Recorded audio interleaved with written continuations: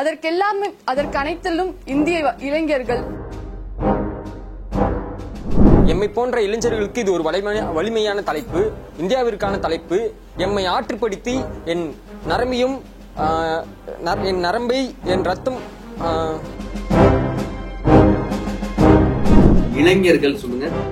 இளைஞர்கள் இளைஞர்கள் இளைஞர்கள் இளைஞர்கள் கிடையாது. பேரு ஒரு சேட்டு வீட்டுல இருந்து வந்து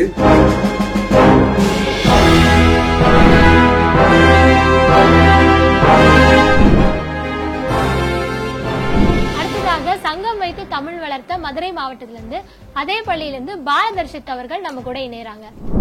காந்தள்ளாம்பல் அணிச்சம் குவளை குறிஞ்சி வெற்றி செங்கொடுவேரி தேமா அணிச்சிய முந்துள் கூவிள மெருள் சுள்ளி கூவுரம் வடவனம் வாகை குட்டசம் மெருவை செருவிளை கருவிள பகினி வாணி குரவம் பசும்பிடிவ குளம் காயா ஆவிரை வேரல் சூரல் சிறுமூளை குடரங்கண்ணி குறுகளை மருதம் கொங்கம் பொங்கம் திலகம் பாதிரி செருந்தி எதிரல் சம்பகம் கரந்தை குழவி மாமரம் திள்ளை பாழை முல்லை கஞ்சங்குள்ளை புட்டவம் செங்கருங்காளி வாழை வள்ளி நெய்தல் தாழை தலவம் தாமரை ஞாழல் மொவ்வல் குக்குட்டி சேடல் சம்மல் சிறுசெங்குரழி கோடல் கைதை வளைவாரம் தும்பை துளாய் தோன்றி நந்தி நரவம் புன்னாகம் பாரம் பீரம் குறுங்கத்தி ஆரம் காழ்வை புன்னை நரந்தம் நாகப்பூ நள்ளிரநாரி குருந்தம் வெங்கை புழகு ஆகிய 99 வளர்களையும் பாமாலையாக நடுவர்கள் அவையோர் அத்துணை வேருக்கும் அணிவித்து என் உரையை தொடங்குகிறேன்.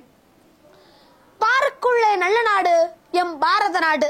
முன்பெல்லாம் அன்று இந்தியா என்றொரு நாடுண்டு, ஏழம் கிராம்பு பெறுவதுண்டு, பொன்னும் பொருளும் மிகவுண்டு, போக்கறியாதவர் பலருண்டு என்று கூறிய அனைவரும் இன்று இந்தியா என்றொரு நாடுண்டு, அறிஞர்கள் பலருண்டு, அறிவியல் வளர்ச்சிகள் மிகவுண்டு, அப்துல் கலாம் என்றொரு அறிவியல் விஞ்ஞானி உண்டு என கூற வைத்த பெருமை நம் இந்திய தாய் திருநாடாம் பாரத தேசத்தையே சேரும். அந்த பாரத தேசமே என்றும் பாருக்குள்ளே நல்ல நாடு என பாரதியின் வரிகளுக்கேற்ப திகழப்பட வேண்டும், திகழப்படுகிறது. 1975 ஆண்டு ஆரியபட்டாவில் தொடங்கி இன்று PSLV-C 61 வரை 102 செயற்கைக்கோள்கள் விண்ணுக்கு அனுப்பி சாதனை புரிந்தது நம் இந்திய தாய் திருநாடு. அந்த சாதனைகள் இருக்கிறது இந்தியாவின் பெருமை. ஒரு செயற்கைக்கோளில் 104 ஏவுகணைகள் அனுப்பி இதுவரை எந்த நாடும் புரிந்திடாத சாதனை புரிந்ததும் நம் நாடு. அந்த சாதனைகள் இருக்கிறது நம் நாட்டின் பெருமை. 1947 ஆண்டு நாம் சுதந்திரம் அடைந்த போது உலகின் தலை சிறந்த 20 ராணுவங்கள் பட்டியலில் கூட நாம் இருக்கவில்லை. ஆனால் தற்பொழுது உலகில் தலை சிறந்த 4வது ராணுவமாக இருக்கிறோம். இதற்கு காரணம் இந்திய நாட்டின் மக்களும் இந்திய நாட்டின் ராணுவ வீரர்களும் தான். அந்த ராணுவமே இந்தியாவின் பெருமை என்று நாம் கூறலாம். 1000க்கும் மேற்பட்ட மொழிகள், பல பண்பாடுகள், பல கலாச்சாரங்கள், பல மதங்கள், பல இனங்கள் நம் நாட்டில் இருக்கிறது. ஆனாலும் வேற்றுமைகள் ஒற்றுமை காணும் ஒரே நாடு நம் இந்திய நாடே ஆகும். அப்துல் கலாம் ஐயா அவர்கள் ஒன்று கூறியிருப்பார். ஒரு மேடையில் அவர் பேச சென்றிருக்கும் பொழுது ஒரு மாணவி எழுந்து அவரிடம் கேட்டிருப்பார், இந்தியாவின் பெருமை என்னவென்று கேட்டிருப்பார் அப்துல் கலாம் ஐயா அவர்களிடம். அப்பொழுது அவர் கூறினார், விளக்கை ஏற்றி வைத்து விட்டு கூறினார், விளக்கு என்பது இந்துக்களின் அடையாளம், மெழுகுவத்தியால் நான் அதை ஏற்றினேனே அது கிறிஸ்துவர்களின் அடையாளம், நான் ஒரு இஸ்லாமியன் ஆகிய மூவரும் சேர்ந்திருக்கிறோம். இந்த மூன்றும் சேர்ந்திருப்பதே நம் இந்திய தாய் திருநாட்டின் வேற்றுமையில் ஒற்றுமை. அந்த வேற்றுமையில் ஒற்றுமையே நம் நாட்டின் பெருமை என்று கூறினார் நம் அப்துல் கலாம் ஐயா அவர்கள். அத்தகைய வேற்றுமையில் ஒற்றுமையே நம் நாட்டின் பெருமை. மற்ற நாடுகளில் குடும்பமாக சேர்ந்து கோயிலுக்கு செல்வார்கள். ஆனால் நம் நாட்டில் மட்டுமே குடும்பத்தை கோயிலாகவும் பெண்களை தெய்வமாகவும் வணங்கும் ஒரே நாடு நம் இந்திய தாய் திருநாடு. அத்தகைய குடும்பமே நம் நாட்டின் பலம், நம் நாட்டின் பெருமை, நம் நாட்டின் வளம் என்றே நாம் கூறலாம். நம் நாட்டில் இயற்கை வளங்களுக்கு பஞ்சமே இல்லை. அந்நியன் வந்து அள்ளிய போதிலும் அள்ள குறையாமல் அமுசுரமி போல் அவனுக்கு இயற்கை வளங்களை வாரி வழங்கிய நாடும் நம் நாடே. அவனுக்கு கொடுத்த போதிலும் நமக்கு இயற்கை வளங்கள் குறையவில்லை, தீரவும் இல்லை. எனவே நம் இயற்கை வளங்களை பற்றி தாங்களே புரிந்து கொள்ளுங்கள். பொருளாதாரம் இந்தியா சுதந்திரம் பெற்ற போது இந்தியாவின் அந்நிய செலவாணி கையிருப்பு வெறும் 1029 கோடியாக இருந்தது. ஆனால் தற்பொழுது உலக அளவில் அந்நிய செலவாணி கையிருப்பு அதிகம் வைத்திருக்கும் 5வது நாடாக நாம் திகழ்கிறோம். இதற்கு காரணம் இந்தியாவின் பொருளாதார வளர்ச்சியே. அத்தகைய பொருளாதார வளர்ச்சியே நம் இந்தியாவின் பெருமை. வேளாண்மை என்றால் நம் நாட்டின் பிறந்ததாகும். வேளாண்மை பிறந்த மண்ணில் நின்று பேசுகிறேன். உலகில் அதிக வேளாண்மை செய்யும் 2வது நாடாக திகழ்கிறோம். கூடிய சீக்கிரத்தில் உலகத்தில் அதிக வேளாண்மை செய்யும் ஒரே நாடாக திகழ்வோம் என்று கூறுவதில் எள்ளளவும் மையமில்லை. 54.6% வேளாண்மை நிலங்களை வைத்திருக்கிறோம். நம் சொற்களால் ஏவுகணை செய்து விண்ணுக்கு அனுப்பி பாருக்குள்ளே நல்ல நாடு இல்லை இப்பிரபஞ்சத்தில் நல்ல நாடு இந்தியா என கூறும் அளவிற்கு பெருமை சேர்ப்போம் என்று கூறி வாய்ப்பளித்தமைக்கும் வாய்மொழி கேட்டமைக்கும் மிக்க நன்றி கூறுகிறேன். நன்றி, வணக்கம். அவருக்கான கருத்துக்களை நம்மளுடைய கவிஞரமாக இருந்தார். ரொம்ப ரொம்ப சிறப்பு, ரொம்ப அழகா இருந்தது உங்களுடைய பிரசன்டேஷன். அந்த 99 மலர்களை தூவி ரொம்ப அழகாக தொடங்குனீங்க. இலக்கியத்திலேருந்து தொடங்கி ஒரு எல்லா துறை சார்ந்தும் நம்ம எப்படி சிறந்து விளங்குறோம், சமகால கருத்துக்கள்ல இருந்து நிறைய விஷயங்களை ரொம்ப அழகாக சொல்லி முடிச்சிருக்கீங்க. குறிப்பாக இந்தியாவில் பிஸ்னஸ் பண்ண தெரிலன்னா வேற எங்கேயுமே எவனாலையும் பிஸ்னஸ் பண்ண முடியாது அப்படின்னு ஒரு கோட் சொல்லுவாங்க. ஸோ அந்த அளவுக்கு செழுமை மிக்க நாடு இந்தியா.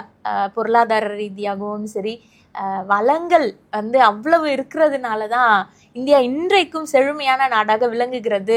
ஹிஸ்ட்ரியில் நம்ம நிறைய விட்டாலும் நம்ம அதெல்லாம் பிடிச்சிட்டோம் அப்படின்ற மாதிரி தம்பி ரொம்ப அழகாக சொல்லியிருக்காப்புல. நமக்கு இன்னொரு பெரிய ப்ளஸ் பாயிண்ட்டு மக்கள் தொகை. அதை குறித்தெல்லாம் நீங்கள் நிறைய விஷயங்கள் தெரிஞ்சுக்கணும். நம்ம மக்கள் தொகையில் அடுத்த முதலிடத்தை நோக்கி பயணிச்சிட்டு இருக்கிறோம் அப்படின்னு சொல்கிறாங்க. இப்பயே ஃபஸ்ட் பிளேஸை ரீச் பண்ணியிருப்போம் அப்படின்ற மாதிரி சொல்கிறாங்க. அதை குறித்தெல்லாம் நீங்கள் சிந்திக்கணும் மாணவ பருவத்தில். அதெல்லாம் உங்களுடைய அறிவு வளர்ச்சிக்கும் சமுதாயத்தினுடைய வளர்ச்சிக்கும் ரொம்ப ரொம்ப முக்கியமான விஷயமா இருக்கும். ஓவரால் செம்ம தங்கம். அவங்க சொன்ன கருத்துக்கள் எடுத்து இன்னும் மென்மேலும் வளர எங்களுடைய வாழ்த்துக்கள். நன்றி. ஈதல் ஊடகம் நடத்தக்கூடிய இந்த பேச்சு போட்டியில அடுத்ததா பேசுறதுக்காக ஊடகத்துல பயிலக்கூடிய ஒரு மாணவரே நம்ம இடையே இணைஞ்சிருக்காங்க, மாணவியே நம்ம இடையே இணைஞ்சிருக்காங்க.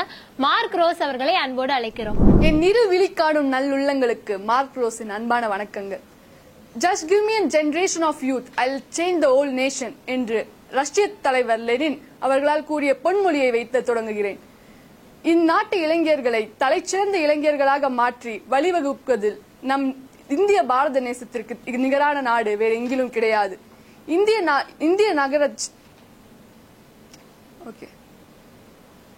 நாட்டின் திருநாட்டில் இளைஞர்களின் பெரும்பாலான பங்கு MNC நிறுவனங்களுக்கு சென்று விதித்திட்டுள்ளது. ஆனால் இந்திய இளைஞர்கள் அனைவராலும் நம் நாட்டிற்கு ஆற்றக்கூடிய பங்கு மிகவும் குறைந்துள்ளது. இந்திய இளைஞர்களின் முதுகெலும்பாக செயல்படுவது கல்வியாகும். அந்த கல்வியை அவர்கள் வீணாக்குகிறார்களா என்று கேட்டால் அதற்கான காரணம் என்ன என்று தெரியவில்லை. கல்வியை அவர்கள் வீணாக்கவில்லை, ஆனால் அவர்களின் கல்வியான முதுகெலும் சுவாமி விவேகானந்தர், அப்துல் கலாம் ஐயா அவர்கள் இளைஞர்களின் கையில் இந்தியா வல்லரசாக வேண்டும் என்ற கனவை வைத்துள்ளனர். ஆனால் அந்த வல்லரசாகும் கனவு இன்னும் கனவாகவே இருக்கின்றது. அதற்கு அனைத்திலும் இந்திய இளைஞர்கள். நன்றி. அடுத்ததாக நம்மிடையே சட்டம் பயிலக்கூடிய ஒரு மாணவர் இணைய இருக்கிறாரு. மாதவன் அவர்களை அன்போடு அழைக்கிறோம்.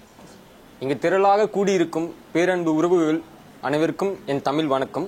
மற்றும் பெரிதும் மதிப்பிற்குரிய நடுவர்களுக்கும் மற்றும் அண்ணன் ராமகிருஷ்ணனுக்கும் என் பணிவான வணக்கம். எனது தலைப்பு இளைஞர் சக்தி, இந்தியா சக்தி.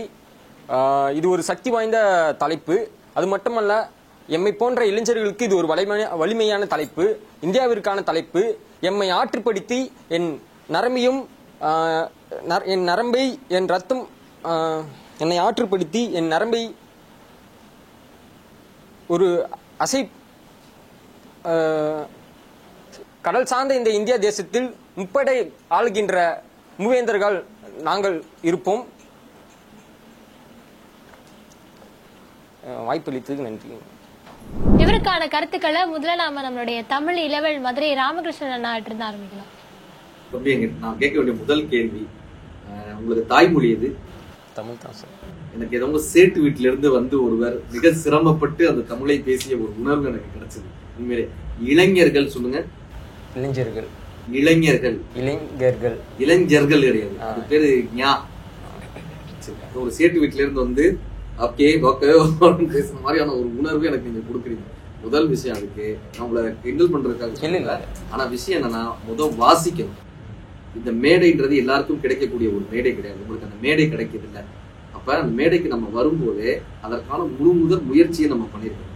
கரெக்டா? அதுக்கு நிறைய வாசிங்க. முதல் வாசித்து தமிழுடைய பெரிய உச்சரிப்பு வரலைன்னா கூட பொதுவான ஒரு உச்சரிப்பு வரணும், அடிப்படையான ஒரு உச்சரிப்பு வரணும், தமிழுக்கான அடிப்படையான உச்சரிப்பு வரணும், கேட்பவர்களுக்கு உடல் வலி கொடுக்காத ஒரு உச்சரிப்பு வரணும். அந்த உச்சரிப்பை நம்ம கொண்டு வந்துட்டோம்னாலே முதல் நம்ம பேச்சினுடைய முதல் படியை அடைஞ்சிட்டோம்னு அர்த்தம். ரெண்டாவது, நீங்க வக்கீலா இருக்கக்கூடியவர்களுக்கு எப்படி இப்படி பதட்டம் இருக்கலாம்? வக்கீலா இருக்கிறவங்கள பார்த்து அடுத்தவங்களுக்கு தான் பதட்டம் வரணும் இல்லையா? வக்கீலுக்கே பதட்டம் வந்துருச்சுன்னா சட்டம் ஒரு இருட்டறை, வக்கீல் அதனுடைய தீபம் நான், வழக்கறிஞர்கள் அதனுடைய தீபம் நான். அப்படி தீபமாக நீங்க இருந்து இருளை போக்கணும்னு நீங்க ஆசைப்பட்டா நீங்க முதல் பதட்டம் இல்லாம இருக்கணும். ஒரு கருத்தை ஆணித்தரமா நீங்க புரிந்து கொண்டு அதை நீங்க பேசும்போது மட்டும்தான் நீங்க தீபமாக இருக்க முடியும். அணைந்து போன விளக்க வச்சு இருட்டை ஒழிக்க முடியாது. சரியா? அதனால முதல் கான்பிடென்டா இருங்க, தைரியமா இருங்க, பேசுங்க, வாசிங்க. வாசிப்பு இல்லாமல் மேடைக்கு வரவே வராது. உண்மையான விஷயம் தான். வாசிப்பு இல்லாமல் மேடைக்கு வராது. வாசிப்பு இருந்தால் மட்டும்தான் நம்மளுடைய அடுத்த தளம் வரும். சரியா? வாழ்க்கை